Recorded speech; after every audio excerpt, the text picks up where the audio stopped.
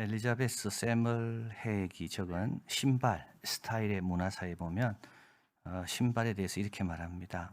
신발은 가장 아래에 있어서 잘 보이지 않지만 요즘은 신발은 신을 그 사람에 대한 모든 것을 가장 정확하게 말해준다. 우리는 그래서 신발장 앞에서 오늘도 신발을 신고 나오지만 때와 장소를 수많은 요소를 고려하면서 이 신발이 맞겠구나. 왜냐하면 신발은 내가 어떤 사람인지를 말해주기 때문에 그렇다는 겁니다. 이제 샌들에 대한 이야기가 나오는데요. 이제 샌들은 끈이 달려 있고 평평한 밑창으로 구성되어 있습니다. 고대 이집트, 그리스, 로마 제국에 널리 착용된 신발이 샌들입니다. 중세 화가들은 교회 성인들을 그릴 때는 주로 샌들을 신고 있는 모습으로 그렸고요. 가톨릭 수도회는 세속을 거부한다는 그런 저항의 표시로 샌들을 주로 신었다고 합니다.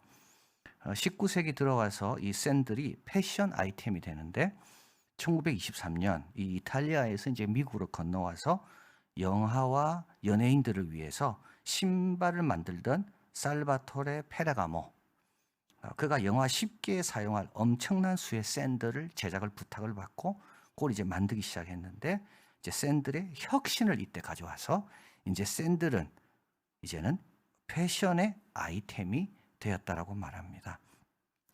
세례 요한이 한 말 중에 가장 유명한 말이 뭐냐면 나는 당신의 신들매 풀기도 감당할 수 없습니다. 그래서 여러분 신약에 나와 있는 신, 예수님께서 두 벌의 신 뭐 이런 거 갖지 말라는데 모든 신은 다 뭐겠습니까? 샌들입니다. 이게 끈이 달렸기 때문에 이제 주인이 오든지 손님이 오면 종이 나가서 이제 주인이 이렇게 굽히기 그렇잖아요.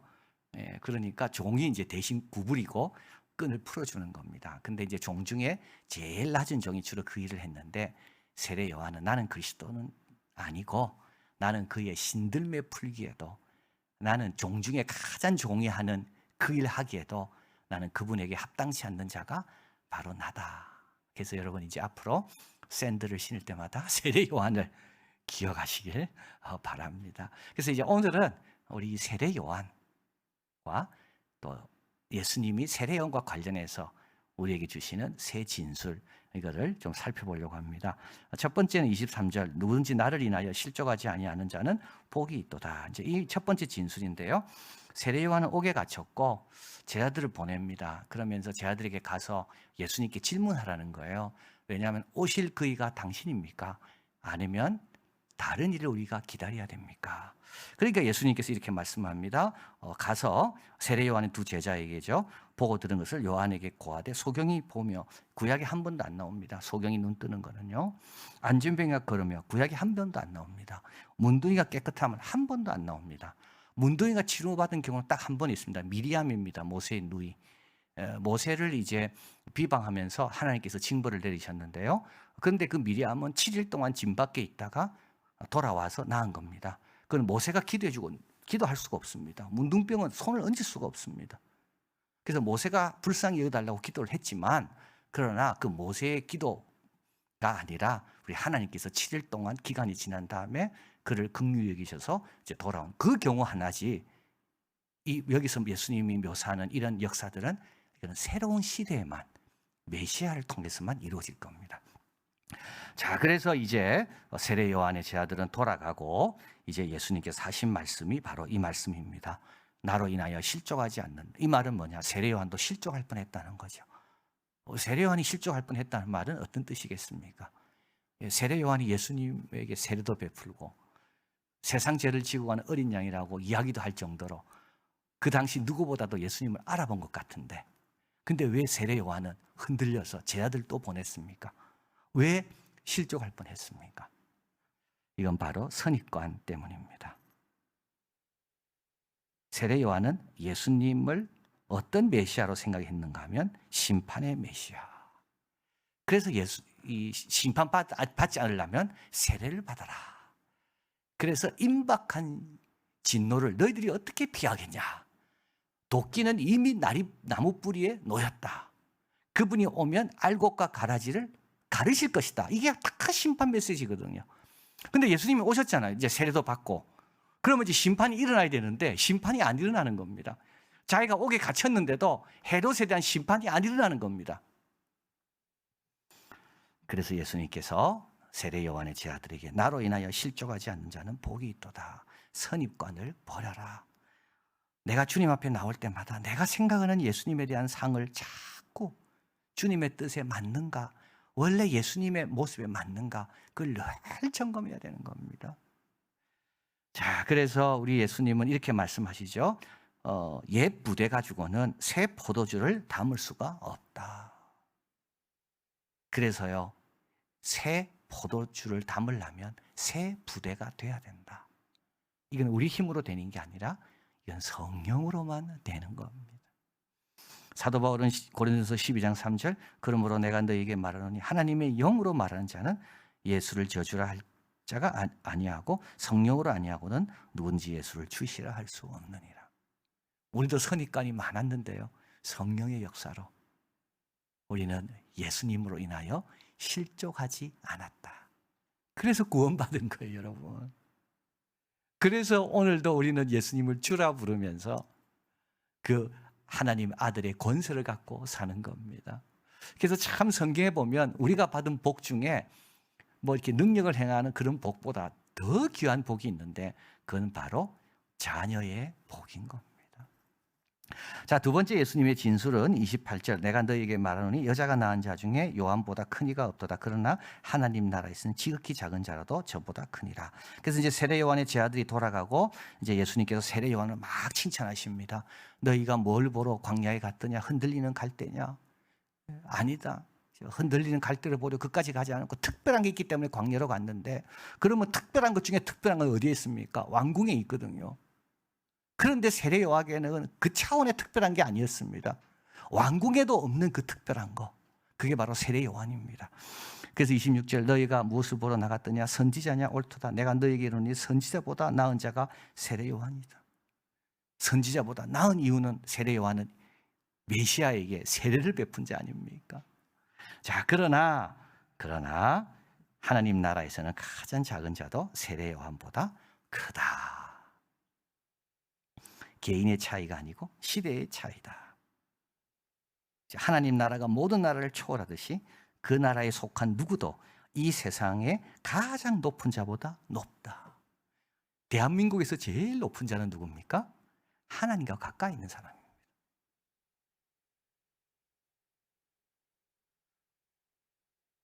야곱이 바로를 만났을 때 험악한 세월을 보낸 나그네 삶이라 이야기합니다. 나이는 130이고요. 그런데요, 그 야곱이요, 바로를 2번이나 축복해 줍니다. 여러분, 축복은 위의 사람이 밑에 사람에게 하는 거거든요.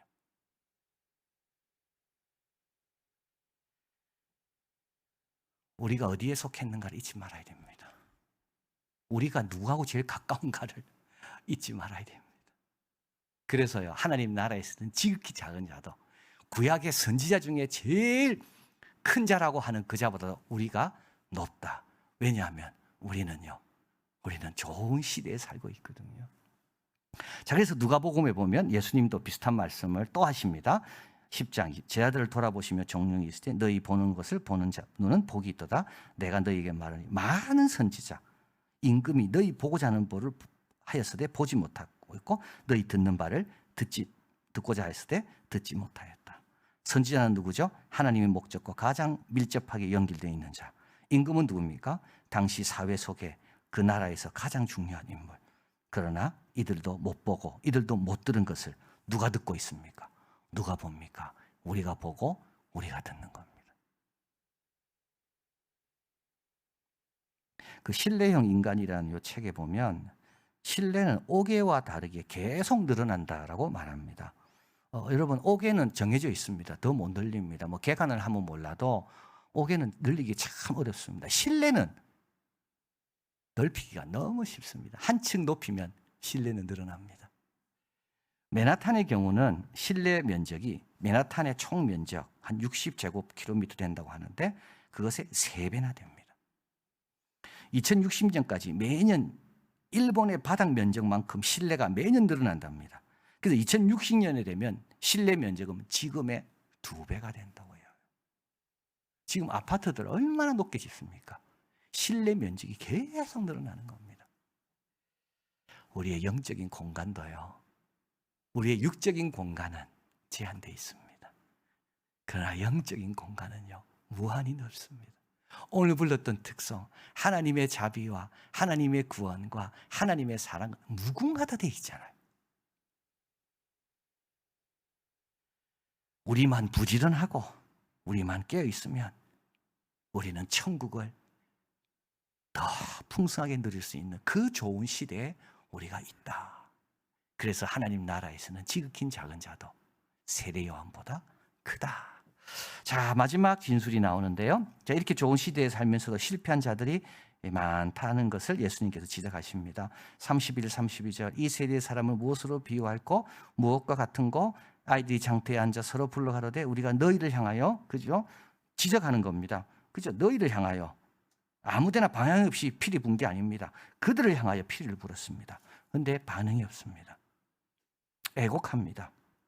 반응이 없습니다. 반응이 실패.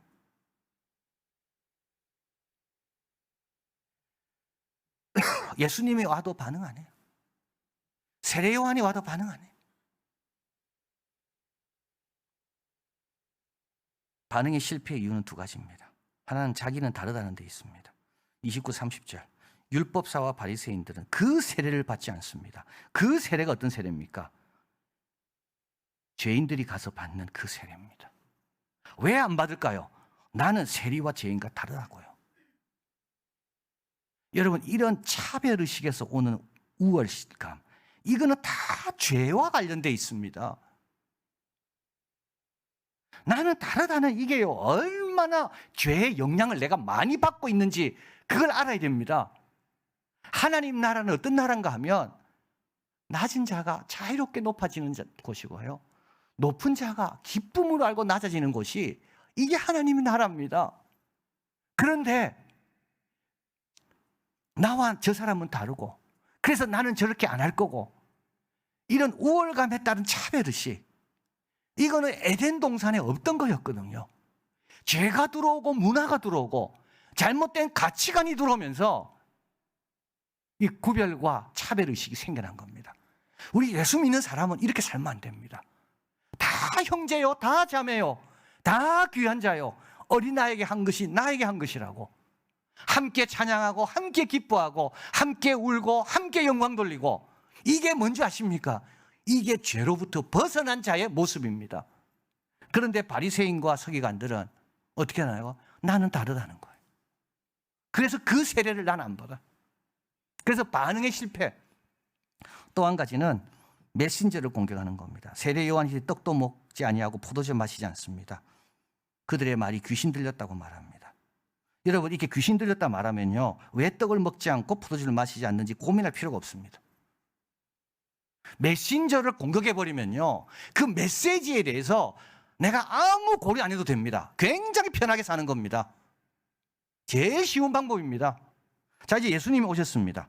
인자는 먹고 마셨습니다. 세례 요한은요, 이거는 지금 종말을 준비하는 겁니다. 예수님은요, 종말이 왔다는 말입니다. 그래서 먹고 마십니다. 근데 뭐라 이야기합니까? 포도주를 탐하는 자라고 이야기합니다. Do not shoot the messenger라는 말이 있습니다. 메신저에게 쏘지 마라. 내 확신과 충돌하고 달갑지 않은 소식을 전하는 메신저를 할지라도 그 메신저를 쏘지 마라. 그럼 어떻게 돼요? 메시지를 놓치는 거예요. 그래서 한국은 이 말을 엉뚱한데 화풀이하지 말라, 이렇게 번역한다고 합니다.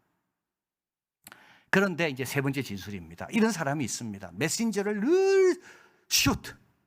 그래가지고요, 자기는 달라지지 않고 여전히 자기 원하는 대로 사는 거죠. 그런데 다른 사람이 있어. 35절. 지혜는 자기의 모든 자녀로 인하여 옳다함을 얻느니라. 지혜의 자녀들은 따로 있습니다. 반응에 실패하는 자가 아니야. 내가 바로 이런 죄인이구나. 예수님께서 지금 이제 종말이 이루어졌고 메시아가 오셨구나. 그래서 기뻐하고 즐거워하면 되는구나. 반응의 실패자가 아니라 지혜롭게 반응해서 지혜의 자녀가 된다. 자, 그래서 우리 예수님은 이렇게 반응에 실패하는 자가 있지만 우리 예수님은 제 아들을 계속 보냅니다. 왜냐하면 주수할 것은 아직도 많거든요. 이렇게 지혜의 자녀들이 많기 때문에 그렇습니다. 자, 그래서 여러분, 우리가 지혜의 자녀가 이 자리에 있다는 것은 우리가 지혜의 자녀가 됐다는 바로 그거고요. 증거고요. 그리고 또 성령으로 예수님을 고백할 수 있다는 것은 바로 우리는 실족하지 않았다는 증거입니다. 그리고 이제 우리는 어떻게 살아야 될까요? 확 넓혀진 그 하나님 나라를 마음껏 누리면서 하나님과 가까이 교제하며 살아야 됩니다. 아까 말씀드린 그 신발, 우리는 매일 신발을 신고 벗습니다. 신발장 앞에서 오늘도 우리는 어떤 신발을 신어야 될까? 그 짧은 순간에도 고민합니다. 이제부터는 그 신발을 신을 때마다 여러분 세례 요한을 떠올리시고요. 내가 이 신발을 신는 내가 얼마나 복받은 자인가. 그리고 오늘 하루 이런 날을 주님이 도와주시고 축복하시고 함께 해주시겠다. 그래서 주님의 말씀으로 늘 들어가도 복을 받고 나와도 복을 받는 그와 같은 우리의 삶이 되시기를 바랍니다. 사랑하는 하나님 감사합니다.